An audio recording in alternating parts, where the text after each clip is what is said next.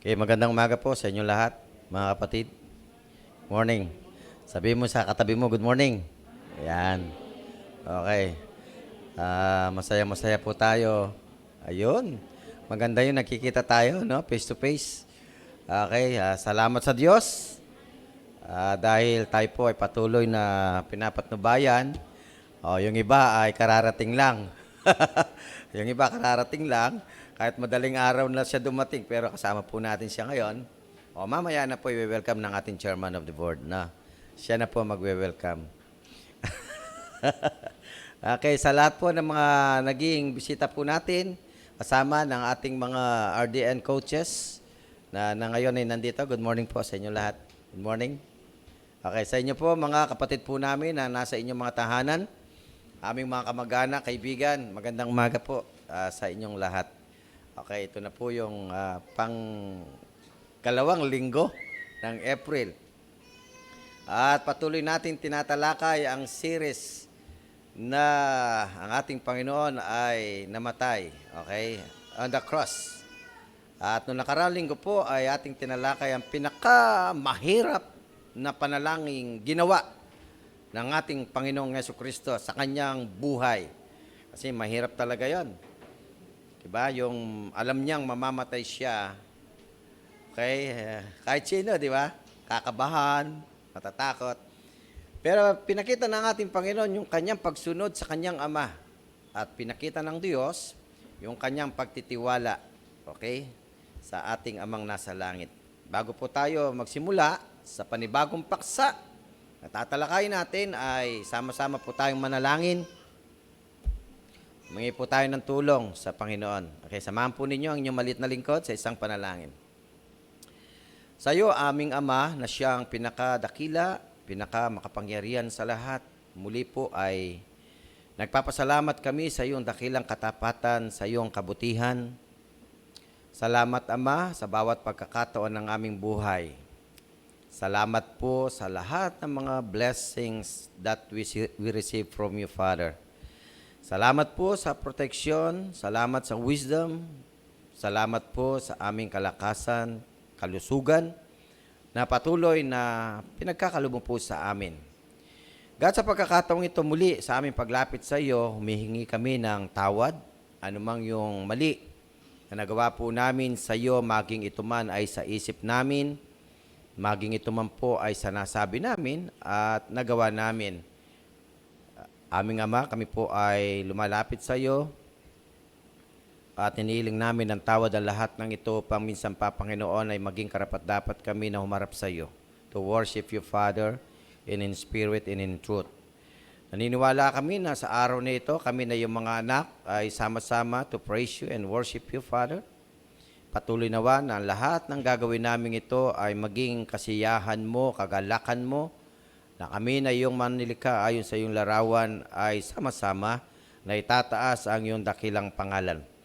God, bigyan mo kami ng kapanatagan, kapayapaan, maging kalmado ang bawat isa sa amin sa oras na ito, maging sentro ka ng aming isip, ng aming puso, na lahat ng aming maririnig sa oras na ito, Panginoon, ay maging pagkain ng aming kaluluwa, maging gabay namin sa aming paglakad bilang iyong mga anak, upang sa aming pakikipagbakas sa mundong ito, patuloy naming masunod ang iyong dakilang layunin at patuloy, Panginoon, ikaw lamang ang makilala ng lahat ng mga tao.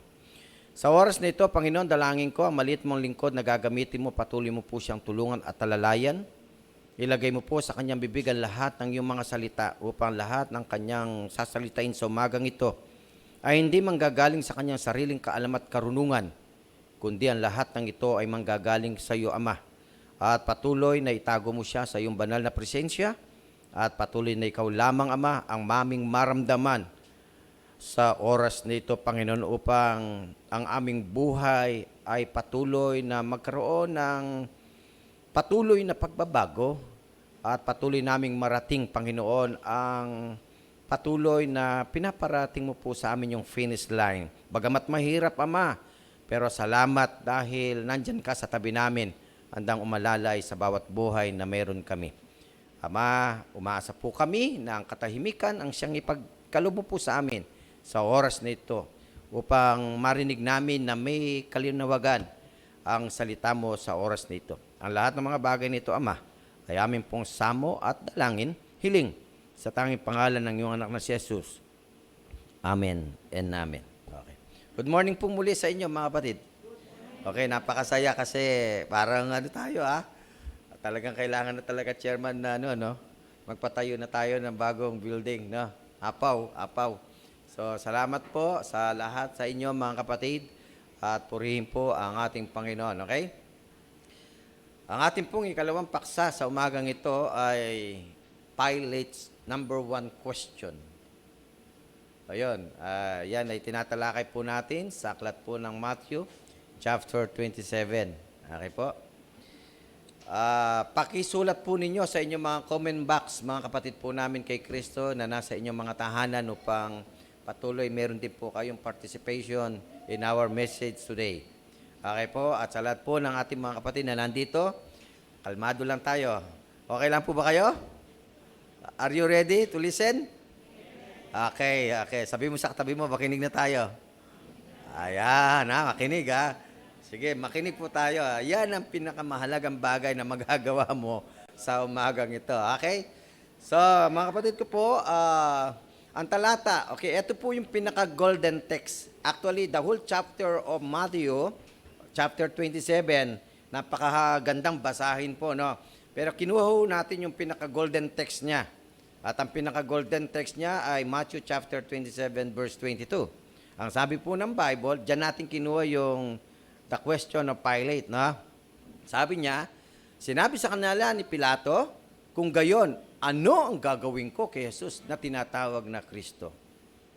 Okay, yun po yung tanong ni Pilato. Si Pilato ay gobernador on that time ng ating Panginoong Jesucristo. Okay? Kaya kung babasahin po ninyo the whole chapter of Matthew chapter 27, makikita nyo ang buong kaganapan, no? Yung paghuli, okay, yung ginawa, pagpapakahirap ng ating Panginoong Jesucristo, kung paano nagtraidor si Judas. Okay. Nais ko lang palang sabihin. Alam po ninyo, ang Judas hindi pangit. Actually, the meaning of the name Judas, napakaganda. Praise. Yung pinaka-meaning, yung Judas, praise. Gusto niyo ba yon? Praise. Sabi mo nga sa katabi mo, praise. Yun ang meaning ng Judas. Gusto mo ba magkaroon ng ganyang pangalan? Praise. Judas. Ayaw na, no? Ayaw na. Kasi iba na, napalitan. Okay, napalitan yung magandang pangalan, napalitan ng pangit. Okay, kasi nga, dahil doon sa tao na ginawa niya, napalitan niya, nung ganda ng kanyang pangalan, napalitan na. Kaya nga, pagka Judas ka ngayon, iba na ang nasa isip ng tao. Anong nasa isip ng tao? Traidor. Di ba? Parang, ano ba maganda salita doon? Tagtaksil. Ayan. Sa ating Panginoon, 12 na lang, nagtaksil pa isa. Di ba? Tingnan mo nga katabi mo. Tingnan mo lang. Wala akong sinasabi, Masama tingin mo, tuloy tayo. Yan ang sinasabi ni Pilato. 3 bagay ang nais ko pong ipaglingkod sa inyo sa umagang ito in our text. Okay po, ang unang bahagi na nais ko pong ipaglingkod sa inyo, mga kapatid ko po, kay Kristo, this is not only a political, okay, tingnan po ninyo, but personal question, what shall I do? Yung tanong po ni Pilato sa mga tao, yung po mga tao, dagsa na dumating sa kanya. Gobernador siya, politician siya Di po ba? Tingnan po ninyo kung ano naging desisyon ng taong ito. Bilang alam niya yung katotohanan. Actually, yung tanong niya na what shall I do, alam mismo ni Pilato na ang ating Panginoong Jesucristo ay walang kasalanan. Alam niya kung anong linis ng buhay.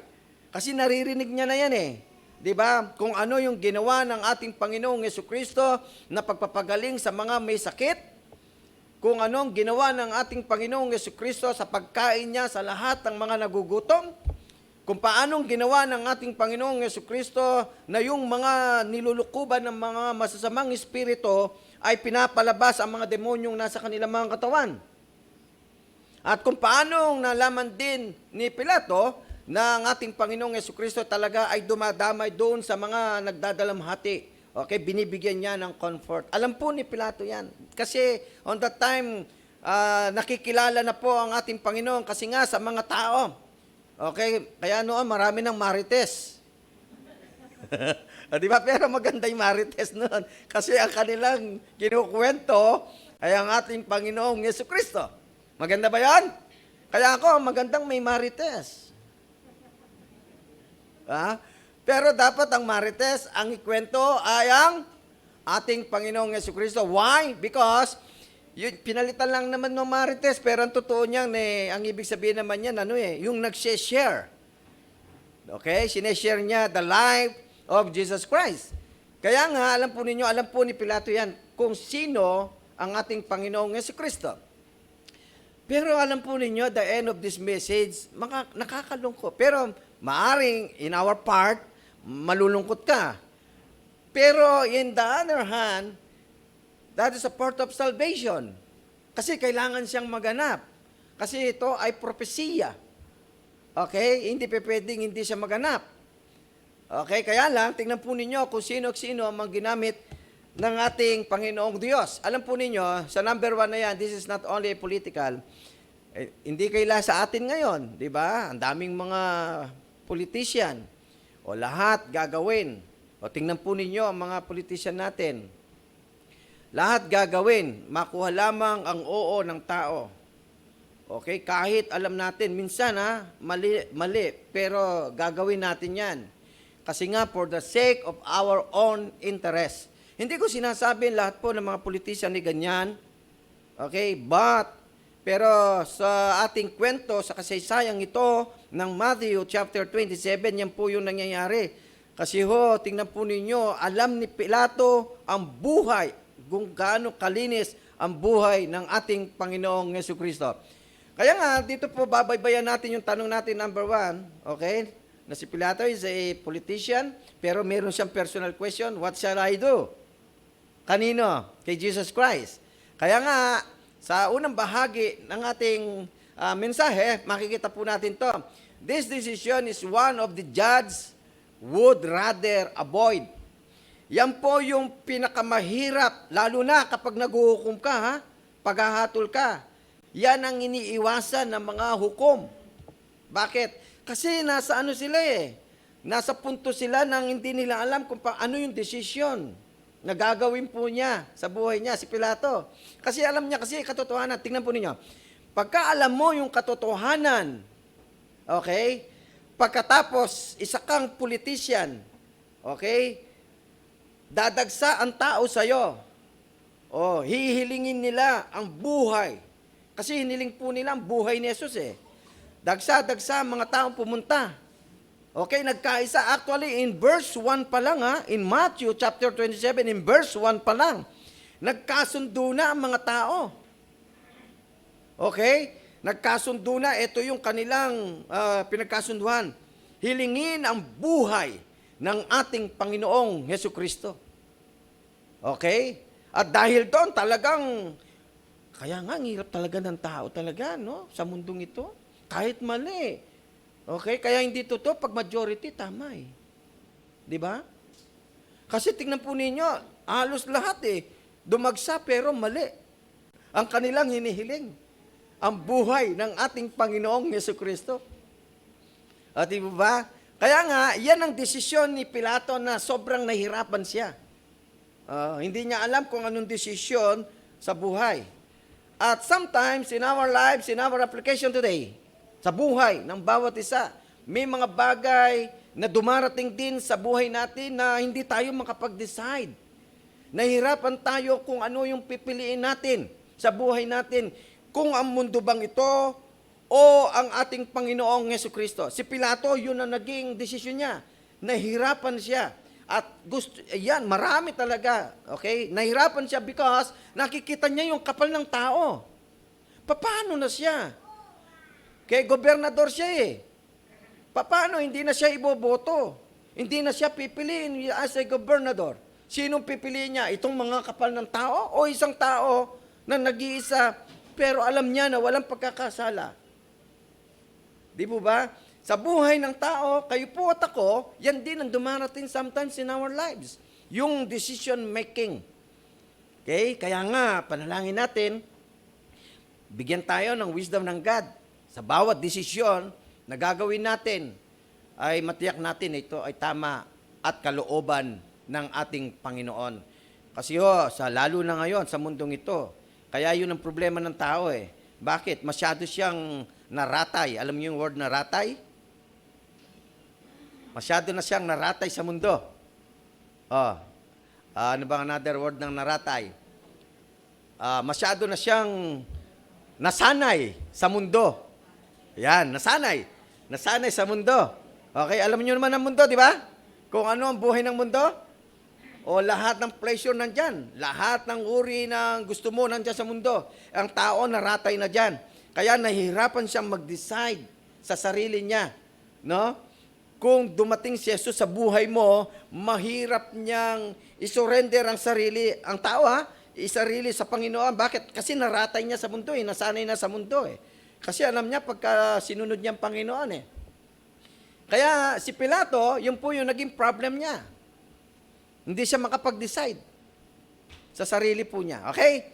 Kaya tingnan po natin in Matthew chapter 27 verse 13, kaya't sinabi sa kanya ni Pilato, hindi mo ba naririnig ang marami nilang paratang laban sa iyo? The problem is this. Ito pa ang problema ni Pilato. Kung ano klase ang ating Panginoong Jesucristo. Napakahalaga po ito mga kapatid ko po kay Kristo. Sa lahat din po ninyong nasa inyong mga bahay, mga kapatid. Tingnan po ninyo pinipilit niya si Kristo magsalita. The expectation of Pilate is this.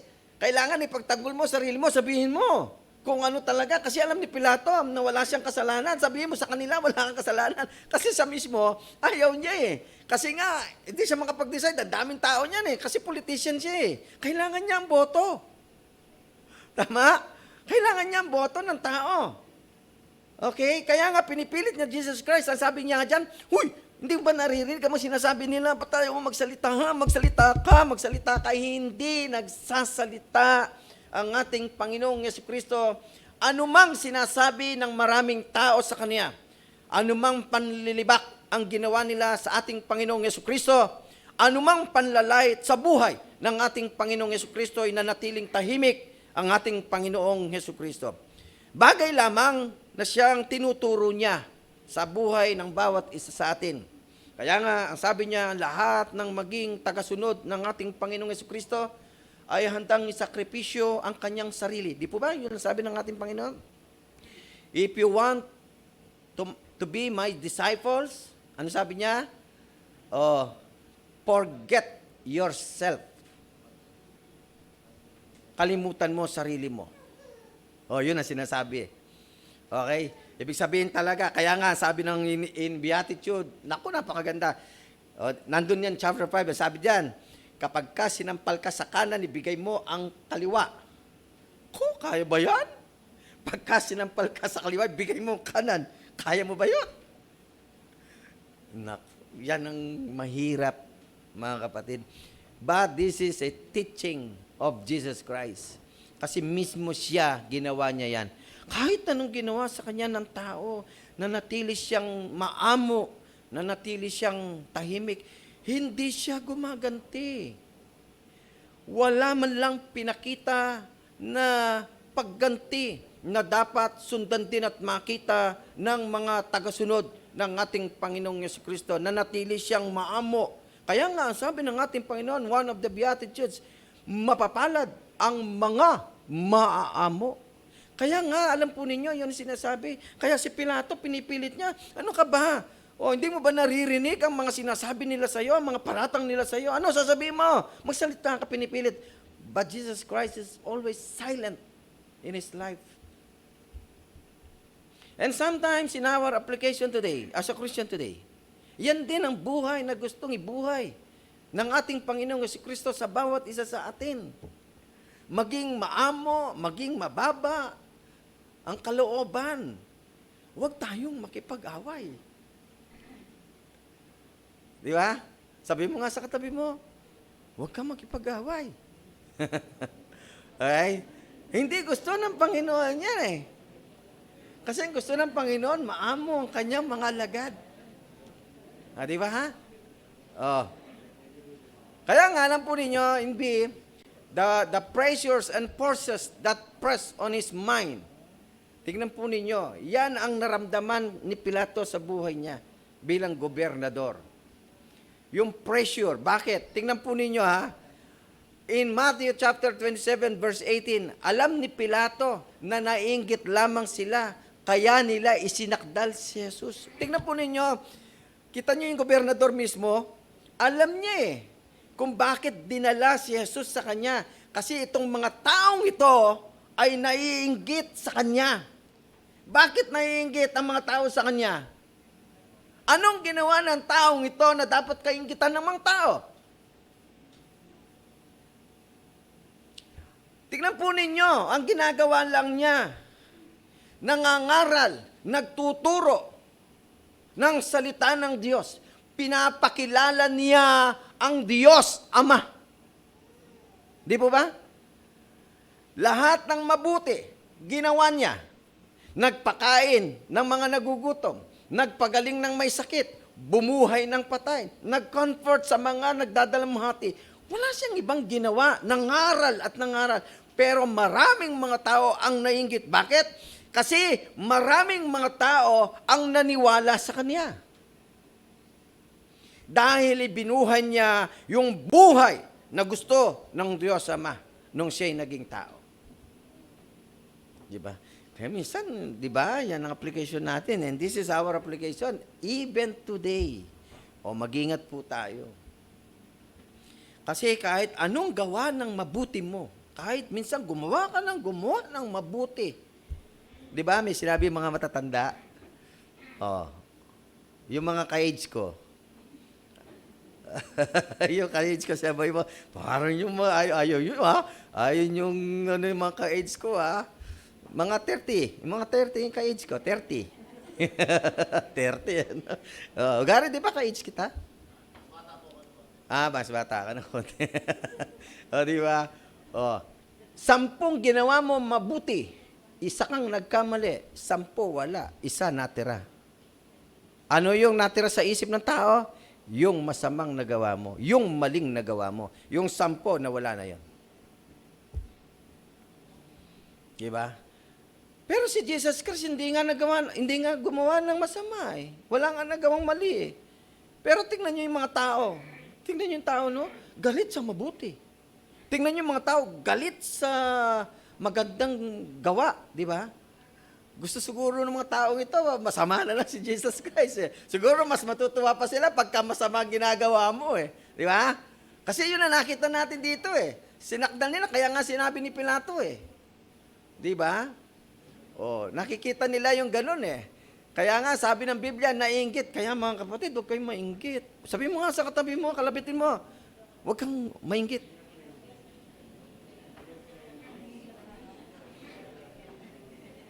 You know why? Masamang salita yan, yung naiinggit. Actually, di ba kasama yan sa Kasama siyan sa chapter 13 ng 1 Corinthians? Kasama yon. Huwag kang maiinggit. Love, sabi niya, ang pag-ibig ay hindi nananaghili. Yun ang sabi ng 1 Corinthians chapter 10. Kasi pagka ang tao talaga, pinasukan na ng inggit, naku po, marami nang gagawin yan. Marami nang sisirain buhay yan, maniwala ka. Maraming sisirain buhay yan pagka ang tao na inggit sa'yo.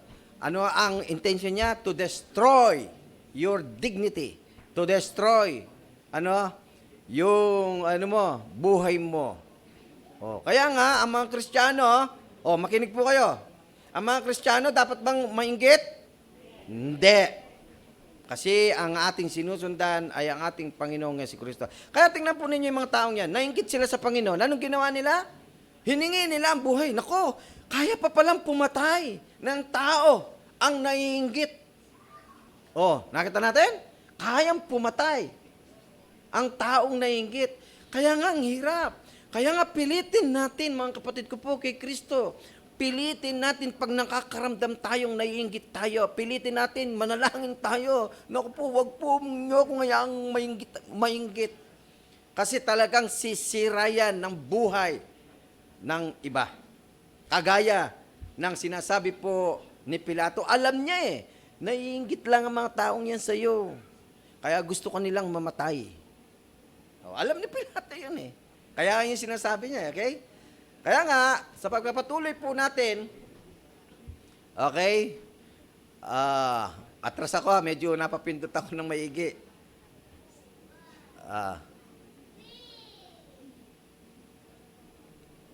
But parang, yun, atras, sorry napapindot ako, ayan. See, the final decision lay with Pilate. Tingnan po ninyo yung desisyon ni Pilate, mga kapatid ko, Kaya yun ang mahirap na desisyon sa buhay. Yung decision making. Lalo, kahit nga sa mag-asawa, di ba? Minsan, pag nag-uusap, nagkakaroon ng decision making, yun ang pinakamahirap. Kahit sa pamilya. Kaya maging hingin natin sagad, yung wisdom, para yung mga desisyon natin kung tama o hindi, Okay, ang sabi ng Matthew chapter 27, verse 24, ganito, nang makita ni Pilato na wala siyang magagawa, ito na yung desisyon niya, at malamang pa'y magkakagulo. Okay? Nagpakuha siya ng tubig, ito yung masamang ginawa ni Pilato, at naghugas ng kamay sa harap ng mga tao. At ang sabi niya ito, wala akong pananagutan sa dugo ng taong ito. Ito'y pananagutan ninyo, sabi niya. That's decision of Pilate. Ito talagang hinugasan niya ang kamay para ang dugo ni Jesus ay wala sa kamay niya at nasa mga tao. Bakit? Kasi alam niya na itong hahatulan niya ay walang kasalanan at hindi angkop yung parusang kamatayan para sa kanya. Okay? Kaya tingnan po niyo yung desisyon niya kung ano ang pinili niya. Gobernador siya Kaya nga dinala sa kanya para yung decision kung anong tama. Bawat desisyon niya susundin ng tao. Pero tingnan po ninyo mga kapatid ko po, kay Kristo, anong desisyon ang ginawa ni Pilato? Ang ating Panginoong Jesucristo ay ibinigay sa kamay ng mga taong naiinggit. Ibinigay ang ating Panginoong Jesucristo sa mga taong mayroong katampalasanan. Ibinigay ang ating Panginoong Jesucristo sa mga taong galit na galit sa katotohanan.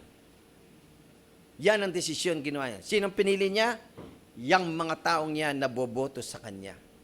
Kaya mga kaibigan ko at mga kapatid ko po kay Kristo, mahalaga ito sa bawat buhay natin. Lalo na ngayon.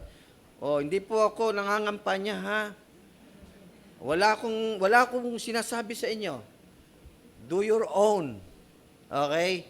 Pero tiyakin nyo lang, manalangin kayo kung sino ang iboboto nyo. Napunta tuloy tayo sa politika Kasi ito, politika to Okay? Kaya nga, tingnan po ninyo ang ginawa po niya. Pinili niya yung mga taong alam niya na meron siyang pakinabang sa buhay. Bakit? Kasi kailangan niya ang mga taong niya upang manatili siya sa posisyong bilang gobernador. Kahit ang mga taong yan masasama, pero pinili din niya. Tingnan po ninyo. Kaya nga, sa buhay natin, sa application, mga kapatid, mag-ingat po tayo. Maging matalino po tayo sa pagpili. Hindi ko kaya nga, panalangin natin, nabigyan tayo ng wisdom ng God. Tingnan natin ang mga tao lumalapit sa atin. Kung yung sinasabi, tama. Maging matalino po kayo. Kasi marami talaga application sa mundo ngayon ng tao, ganyan na ang buhay.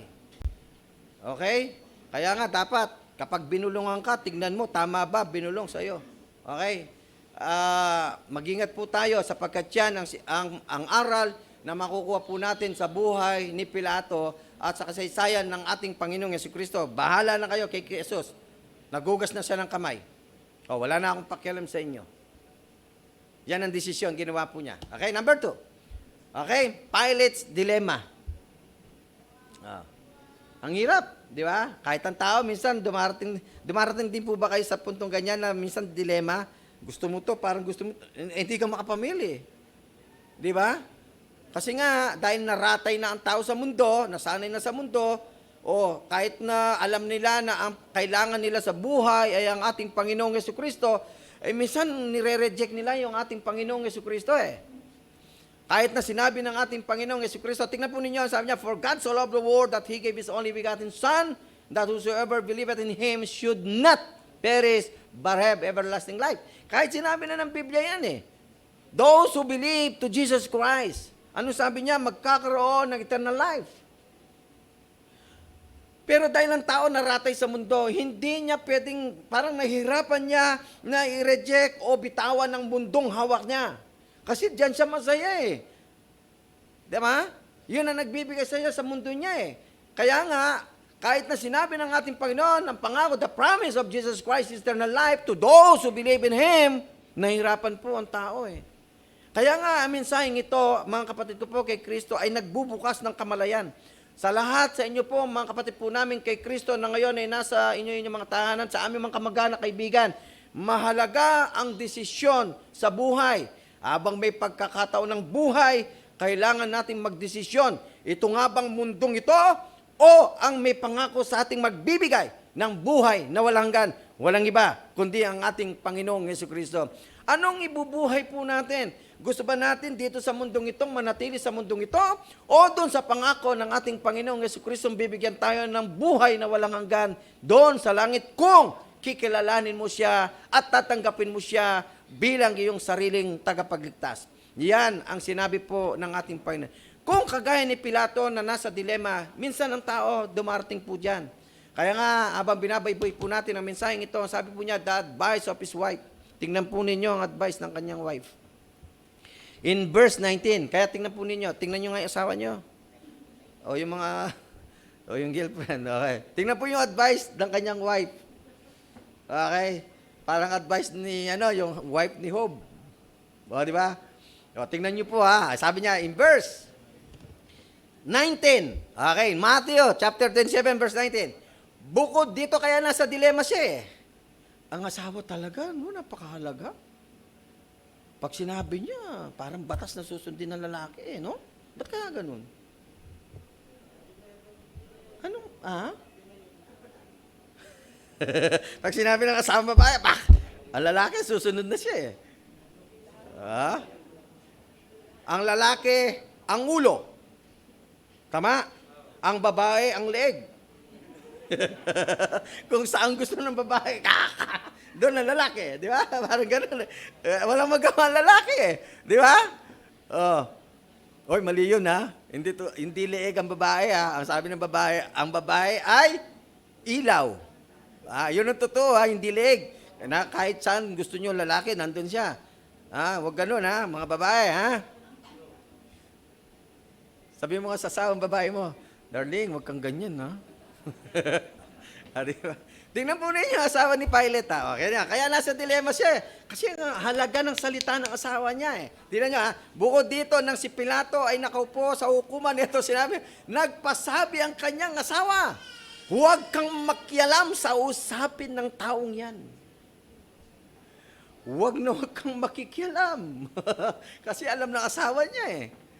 Di ba? Ang sabi niya, wala siyang kasalanan, labis akong nahirapan dahil sa aking panaginip kagabi tungkol sa kanya. Kaya huwag kang makikialam dyan. Kaya nga si Pilato, hindi nga nakialam. Naggugas siya ng kamay. Para mawala sa kanya ang pananagutan sa ating Panginoon. Mahalaga rin ang salita ng asawa. Di ba?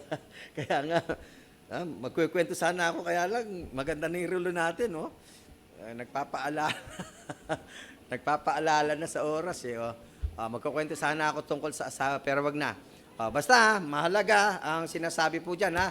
Okay. Tingnan po pa ninyo, kaya nasa dilema siya. Number 2, kaya sa dilema, the anger of the Jews.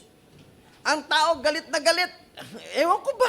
Bakit na galit sila sa ating Panginoong Jesucristo? Tingnan nyo, bakit? Sabi nila, okay, galit na galit sila sa ating Panginoong Jesucristo. Bakit ano sigaw nila? Bakit sila nagagalit? Anong sigaw nila? Ipako! Kasi ang tanong ni Pilate ito, ano ang gagawin ko sa taong ito?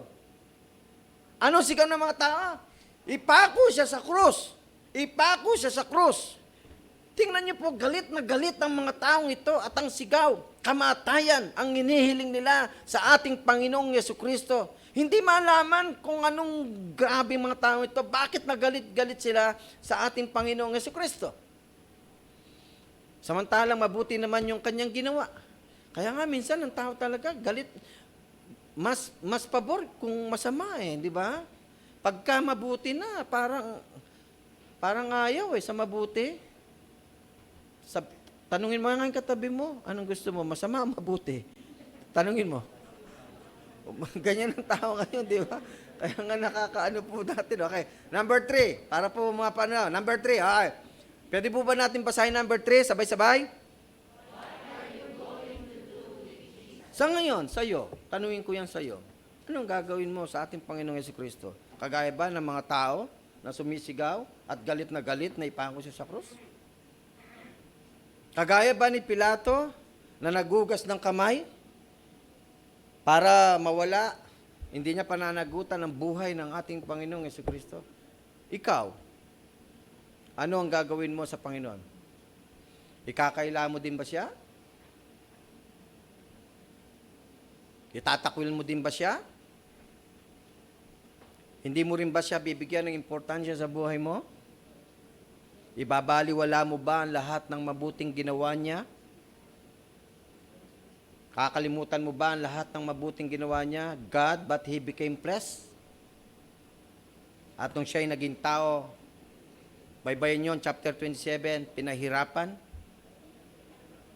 minura, yun ang masakit minura pa Okay? Sinampal, sinuntok, okay? Pinarusahan, hinampas, lahat na Tanong ko, anong gagawin mo kay Jesus Christ ngayon sa'yo? Ikaw, tingnan mo sarili mo, ano ang gagawin mo kay Jesus Christ?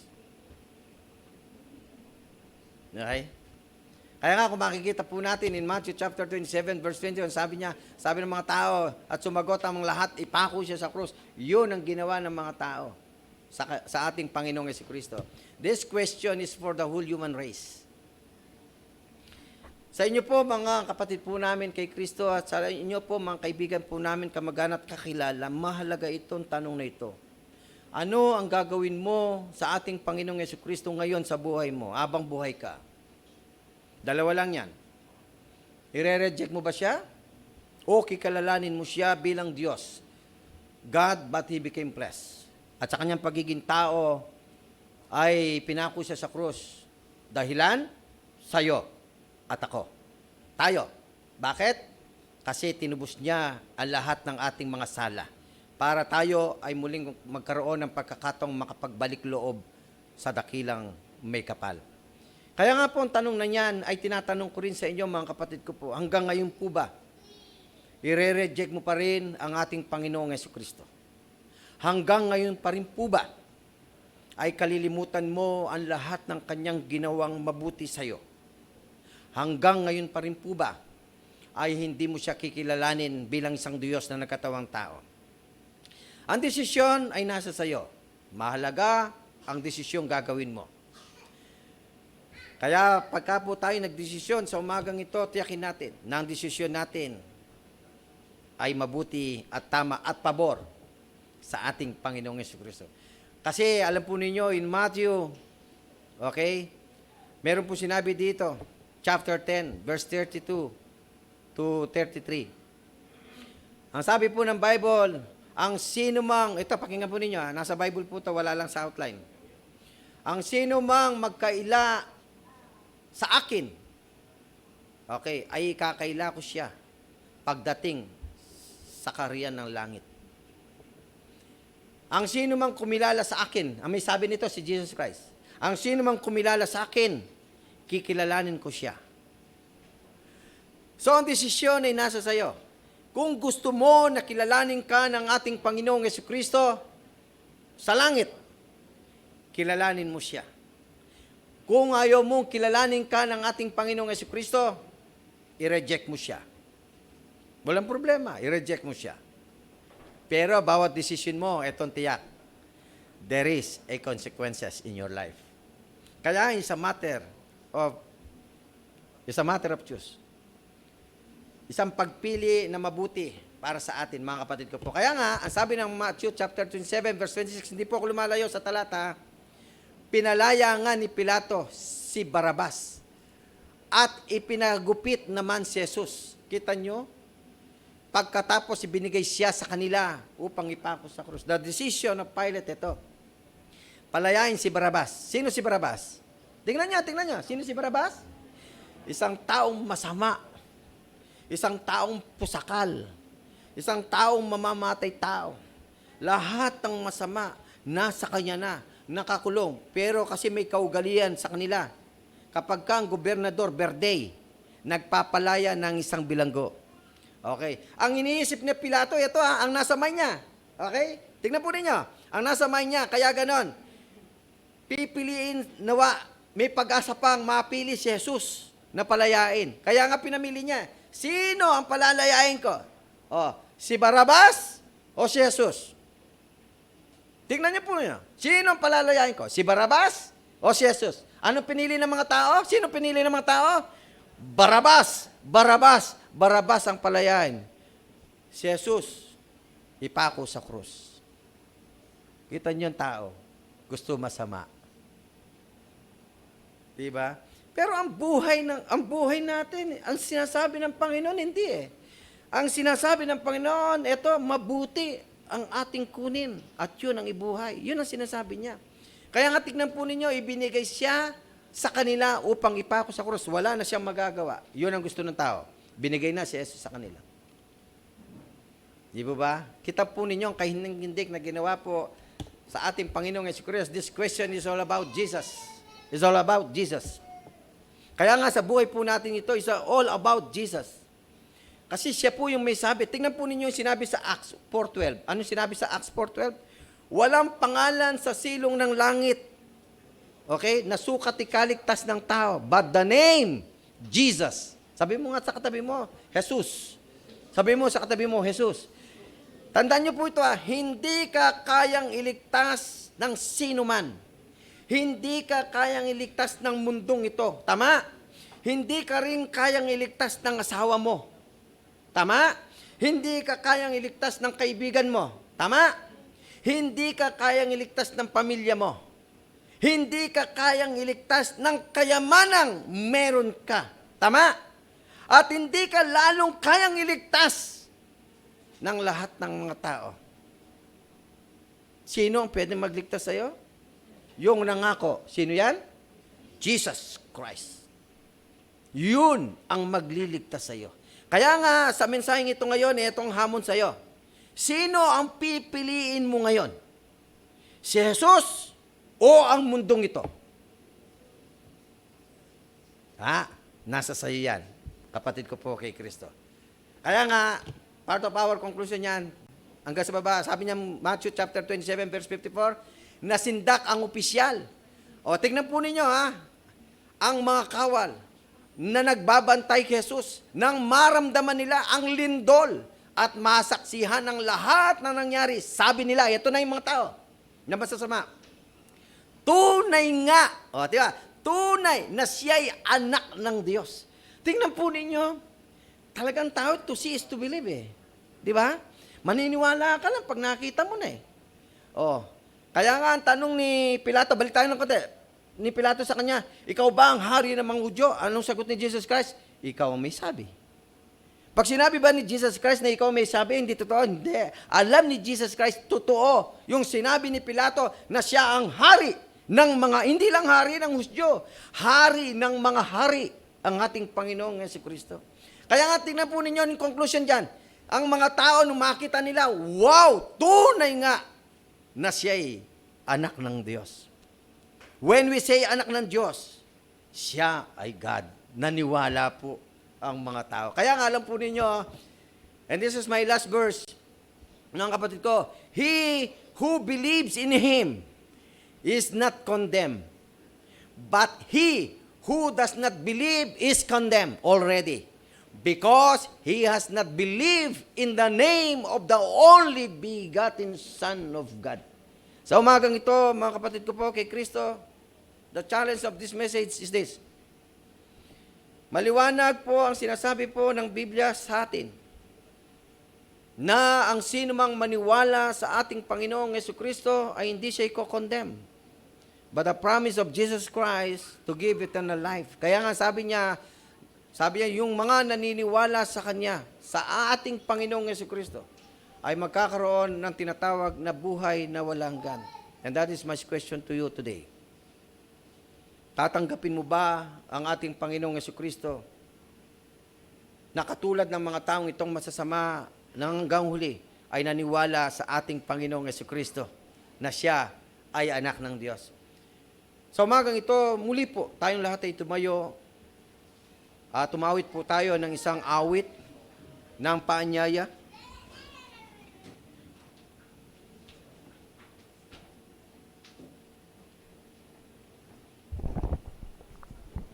Kaya habang pong inawit natin yung awit paanyaya, sabayan po ninyo ang pag-awit, no? Damhin natin the presence of God. Mahalaga po yung desisyon, mga kapatid. Hindi ho sa kayo ay pinipilit namin to accept Jesus Christ in your life. But this is a very important in your life. Na ang ating Panginoon ay maging hari ng buhay mo at siya ang magiging hari mo sa buhay mo. Mahalaga ang desisyon. Ang desisyon ngayon. Hindi bukas, hindi sa nakaraan. Kasi bawat desisyon natin na gagawin sa buhay, mga kapatid ko, kaibigan, yun ang magiging buhay mo na. Ang mensahe po ay nagsasabi sa atin, ang kahalagaan kung siya ba, anong gagawin mo kay Jesus, kagaya ba ng mga taong na talagang masasama, na talagang nireject ang ating Panginoon? O kagaya ng sinasabi ng ating Panginoon na kailangan, ang sabi niya in verse 18 kanina, those who believe to Jesus Christ ay hindi ko condemn sa mundong ito. Pero bibigyan siya ng life eternal. Nawa po maramdaman nyo yan, kaibigan po namin, nakasama po namin sa oras na ito. At kung maramdaman mo yan habang inaawit yung awit paanyaya, huwag po kayong maiya na lumapit, no? Tinatawagan kayo ng ating Panginoong Jesucristo na lumapit sa harapang ito to confess your faith. Para ipahayag mo ang iyong pananampalataya sa ating Panginoong Jesucristo. Pakinggan po natin at awitin ang awit paanyaya. Kailan pa ibibigay ang buhay mo't lakas sa Kanya na nagbigay sa'yo ng buhay na wagas. Kailan pa ibibigay mo ang buhay mo at lakas sa Panginoon? Kailan pa? Bukas? Sa isang taon? Hindi yun ang sabi ng Panginoon. Now is the time for your salvation to accept Jesus Christ in your life. Kaya kung gusto mo tanggapin ang ating Panginoon, lumapit ka sa harapang ito. At ipahayag mo ang iyong pananampalataya sa ating Panginoon. Palakpakan po natin ang ating Panginoon. Lumipas na, makuha mo pa kaya siya ay paglingkuran. Kailan pa kaya maglilingkod sa Diyos? Kung hindi ngayon, kailan pa? Minsan pa po, narito na po ang apat na kaluluwa na isinuko ang kanilang buhay sa Panginoon. Kung meron pa po na gustong ilapit ang kanyang buhay sa ating Panginoong Jesucristo sa umagang ito, kapatid, tinatawagan ka ng ating Panginoon upang ibuhay mo siya, tanggapin mo siya bilang iyong sariling tagapagligtas. At ang pangako ng ating Panginoon ay bibigyan kanya ng buhay na walang hanggan. And that is the promise of Jesus Christ. Kung hindi ngayon, kailan pa? Kaya mga kapatid, misa pa po palakpakan natin ang ating Panginoon. Okay. Apat na kaluluwa po ang lumapit. Alam po ninyo, sobra kung tayo nagagalak. Ang sabi ng Biblia, ang mga anghel sa langit, naku po, milyong-milyong anghel sa langit na nagkakatuwan because of these poor souls to accept Jesus Christ. Tatanungin po natin to confess their faith to God. Mga kapatid ko po, okay, pwede po ba bawat sagot nila palakpakan nyo? Okay. Mauna po tayo dito. Sister Maribeth na po. Sino po yung nagdala sa inyo dito? Si Sister Irene po. Sister Irene. Palakpan po natin Sister Irene and Cabo. Okay, thank you. Sa buhay mo, Sister Irene, ha? Sister Maribeth, bakit po kayo lumapit dito? Gusto ko pong isuko at isurrender ang aking kaluluwa at sarili sa ating Panginoon. At gusto ko po rin na makamtan yung buhay na walang hanggan. Palakpan po natin, Sister Maribeth. Hindi po kayo tinulak ni Sister Irene dito, ha? Ay, hindi po. Okay. Nagsisiguro lang po, ha? Okay. Isa po sa inuutos ng ating Panginoong Jesucristo, Sister Maribeth, na kailangan po daw ay kayo ay mabutismuhan, ilubog kayo sa tubig. Handa po ba kayong sumunod doon? Handa po. Kahit na 1 oras po kayo nakalubog sa tubig? Depende. Hindi na, biro lang. Okay. Palakpan po natin sa kapatid na Maribeth. Okay. Sister Maribeth, ang buhay natin na isinuko nyo sa Panginoon, handa po ba kayong maglingkod hanggang sa huli ng inyong buhay sa ating Panginoon? Opo. Palakpan po natin, Sister Maribeth. Thank you po. Congratulations. Ayan. Ano po pangalan nila? Angelo po. Angelo. Naku, pangalan pa ng anak ko to, ha. Sige, Angelo. That's your wife? Okay. Ano po pangalan? Hazel po. Hazel? Okay, Angelo and Hazel. Angelo and Hazel, bakit po kayo lumapit dito? Para lubos na makilala po si Jesus. Okay, palakpan po natin. Para po mas ma-embrace pa namin yung hindi lang yung blessing, syempre yung eternal life na alam namin na doon yung lubos na kaligayahan na ibibigay sa atin ni Lord. Okay, palakpan po natin. Sino po ang nagsama po sa inyo dito? Si Brother Jojo po at si Sister Ami. Palakpan po natin si Pastor Jojo and Sister Ami de la Cruz. Okay, salamat po sa inyong mga buhay, mga kapatid. Okay, kapatid, sa inyo pong paglapit dito, ayon sa panawagan, handa po ba kayo na i-confess at handa po ba kayo sumunod sa lahat ng pinag-uutos ng ating Panginoon? Opo, handa po. Yes po. Isa po sa pinag-uutos ng ating Panginoon para tayo ipanganak na muli, para tanggapin natin yung kanyang kamatayan. Handa po ba ninyong sundin yung tubig ng bautismo na kung saan para kayo magkaroon ng bagong buhay? Opo, brother. Yes po. Palakpakan po natin ang ating Panginoon. Okay. Kapatid na Angelo, kapatid na Hazel, handa po ba kayong sumunod hanggang sa uli ng inyong buhay na kayo maglilingkod at isusuko nyo ang ating Panginoon sa inyong buhay hanggang sa uli? Opo. Handa po. Palakpakan po natin si Angelo and Hazel. Okay. Thank you po. Congratulations, Angelo and Hazel. Brother, Brother Mark. Okay. Brother Mark, sino po ang nagdala sa inyo dito? Si Brother Brad Pitt, si Peter po. Si Brad Pitt, tsaka si Brad Pitt. Brad Pitt, palakpakan po natin si Brad Pitt. Okay, thank you, Brad Pitt. Mark. Okay, thank you sa buhay mo, Brad Pitt. Okay, Brother Mark, sa inyo po bang paglapit dito sa harapan na handa talaga kayo na isuko ang inyong buhay sa Panginoon? Opo. Okay, palakpakan po natin. Okay, sa inyong paglapit dito, Brother Mark, katulad ng tinanong ko, handa po ba ninyong sundin yung inuutos ng ating Panginoon na kayo ay kailangan ilubog sa tubig para kayo magkaroon ng bagong buhay at ipanganak na muli at sumunod sa ating Panginoon? Opo, tatanggapin po ng buong puso. Palakpakan po natin si Brother Mark. Sa inyong pagtanggap dyan, handa po ba kayo na sumunod at patuloy na maglingkod sa ating Panginoong Jesucristo hanggang sa uli ng inyong buhay? Opo, handang-handa po. Palakpakan po natin si Brother Mark. Okay, sabayan po ninyo kami sa panalangin. Okay, tayo po'y manalangin, mga kapatid. Amang Diyos na dakila, aming amang nasa langit, tunay nga po na nag-uumapaw ang aming kaligayahan at kasiyahan. Sa dapat na kaluluwang ito na lumapit sa iyo, Sister Maribeth, si Brother Angelo, Sister Hazel, and Brother Mark. Panginoon, tunay nga po na napakakapangyarihan ng salita mo. At nagpapasalamat kami sa lahat ng mga ginamit mo sa kanilang mga buhay. Pagpalain niyo po silang lahat. Madalangin ko na sa oras na ito, ang apat na kaluluwang ito na ngayon ay sumuko sa iyo at handang maglingkod sa iyo. Aking dalangin bilang lingkod mo na sila po'y inyong alalayan, tulungan, proteksyonan. Patuloy na ang kanilang buhay ay alalayan mo, Panginoon. Na sa anumang hamon ng buhay, anumang mga pagsubok na maaari nilang maranasan, God, patuloy na ikaw ang katabi nila upang hindi maging mabigat para sa kanilang lahat. God, dalangin ko at nilalapit ko dyan sa iyong tronong langit, bayang walang hanggan ng apat na kaluluwang ito na ngayon sumuko sa iyo. Nanawa po, Panginoon, ay patuloy ng kanilang buhay ay maging halimbawa sa lahat ng mga taong nakapaligid sa iyo, God. At patuloy ng kanilang mga buhay gagamitin mo, Mighty Father, para ikaw ay makilala ng mga tao sa kanilang mga buhay.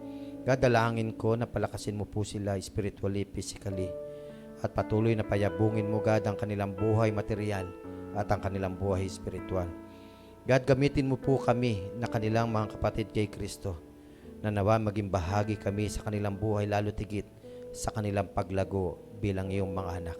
Kaya sa oras nito, God, ibinabalik po namin sa iyo ang lahat ng papuri, ang lahat ng parangal bilang aming Diyos na makapangyarihan sa lahat. Ama, ito po ang aming samot na langing hiling sa tanging pangalan ng iyong anak na si Jesus, mula po ngayon at magpakailanman. Amen and amen. Palapakan po natin. Congratulations, Brother Mark, Sister Hazel, Brother Angela, Sister Maribeth. Thank you po. God bless you all. Okay po, pwede na po tayo mo po.